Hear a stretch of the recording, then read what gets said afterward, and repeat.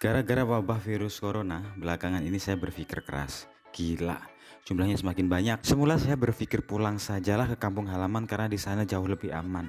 Dan itu baik buat anak-anak. Mencermati situasi kampung halaman, kemudian saya memilih untuk bertahan di rumah saja, Jakarta.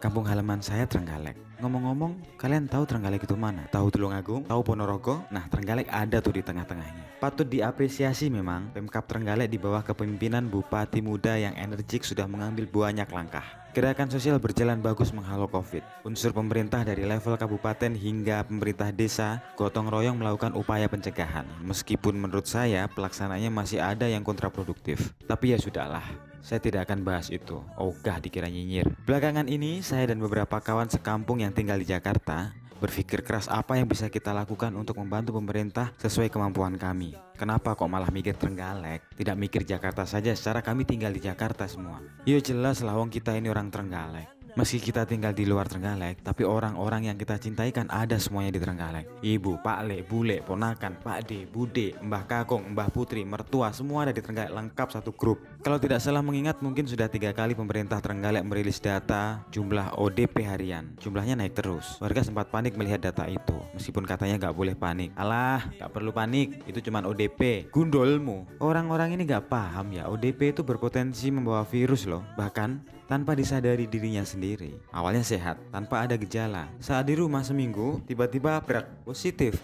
dan magrek menyebar di lingkungan. Saya penasaran bagaimana pemerintah mengambil data jumlah ODP di wilayahnya. Yang itu loh, yang di pop up di peta sebaran, yang rame di Instagram. Saya sempat wawancara dengan Kepala Dinas Kesehatan. Oh maaf, PLT, ujung tombak pendataan masyarakat. Masalah itu saya tanyakan. Dan cara penelusurannya masih top down, karena tidak rinci saya mengartikan begini. Dinkes menggunakan petugas puskesmas turun ke lapangan melakukan pendataan dibantu petugas kecamatan atau desa. Lah.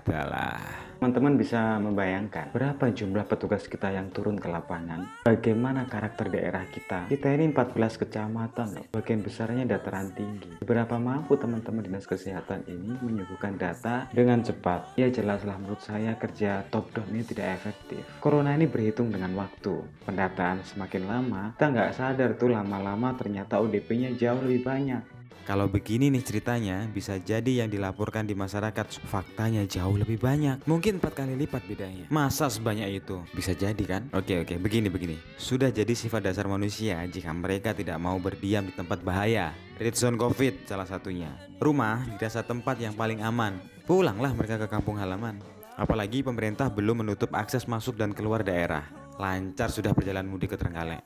Ya sudah, tak apa. Toh kebijakan sudah diambil. Nah, sekarang solusi apa yang bisa saya tawarkan? Begini, pendataan potensi risiko harus cepat. Ubah skemanya. Laporan datang dari RT karena RT adalah kepanjang tangan pemerintah yang paling dekat dengan warga. Data harus muncul dari sana. Data apa saja yang diambil? Untuk memetakan potensi bahaya, ya jelas potensi bahayanya dulu yang didata. Potensi ini kita sepakati sebagai ODR ya. Kita samakan dulu nih persepsinya biar nanti tidak silih genje. Dalam frame berpikir saya, ODR adalah orang dengan risiko. Berarti mereka adalah warga Trenggalek atau famili yang punya irisan dengan warga Trenggalek di luar kota yang berpotensi pulang ke Trenggalek. Sampai sini paham ya? Pak RT ditugaskan saja untuk mendata potensi itu. Caranya bagaimana? Gampang. RT kan punya data-data berapa kepala keluarga di KRT-an itu. Dari data itu kemudian dihubungi satu persatu. Ditanya tuh apa mereka punya keluarga atau famili di luar kota. Kalau ada, di mana kotanya? Dia di sana bekerja sebagai apa? Punya anak berapa? Dalam waktu dekat mereka ada rencana pulang atau tidak? Jika sudah pulang, kapan pulangnya? Jika kepulangan saat Covid sudah menyerang, laporkan itu sebagai ODP baru. Kalau Pak RT ogah keliling pakai cara tadi tuh dipikir lama, ada cara yang lebih praktis. Pakai teknologi musola, gratis, mudah dipakai. Pak RT cukup datang ke musola, ambil pengeras suara dan woro-woro.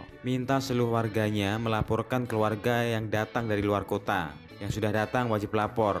1 minggu, data seluruh kabupaten harus kelar. Data ODR ini tidak boleh lama diambilnya, keburu mereka datang semua tuh. Jika sudah kumpul, cermati jumlahnya. Saat mereka secara periodik pulang dan menumpuk mabrek jumlah itu di Trenggalek semuanya, piye? Pemerintah sanggup nggak menghadapinya? Maka dari itu pemerintah harus ambil sikap cepat. Kalau memang dirasa jumlah itu tidak masuk akal untuk ditangani, ambil langkah strategis. Akses kepulangan diaspora close, tutup rapat kerannya, jangan sampai bocor. Gimana caranya? Pemerintah bikin pengumuman resmi, semua warga di Trenggalek di luar kota diimbau tidak boleh pulang sampai batas waktu yang tidak ditentukan. Nah, imbauan itu bisa bermacam-macam bentuknya. Bisa saja pemerintah pakai jubir langsung menyampaikan kepada publik. Bisa saja ini dalam bentuk infografis atau semacamnya yang bisa gampang di-share di media sosial, WhatsApp dan sebagainya. Jika imbauan ini tidak diindahkan dan ODR nekat pulang, dia bisa dijerat melanggar undang-undang kekarantinaan kesehatan dan disangka menghalangi pelaksanaan penanggulangan wabah. Nah loh, ancaman pidananya 1 tahun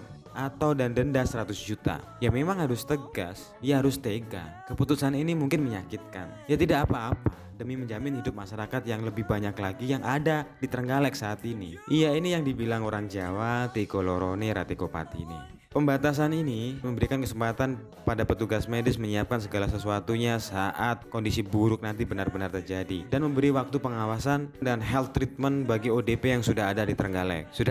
Ini sudah terlalu panjang, lagi pula ini belum tentu didengar, dipikir gak penting dan banyak orang gak paham. Tapi emang pesan ini untuk mereka yang paham saja kok. Yang gak paham, sorry ya, lain kali ku jelasin kalau negara api sudah gak menyerang.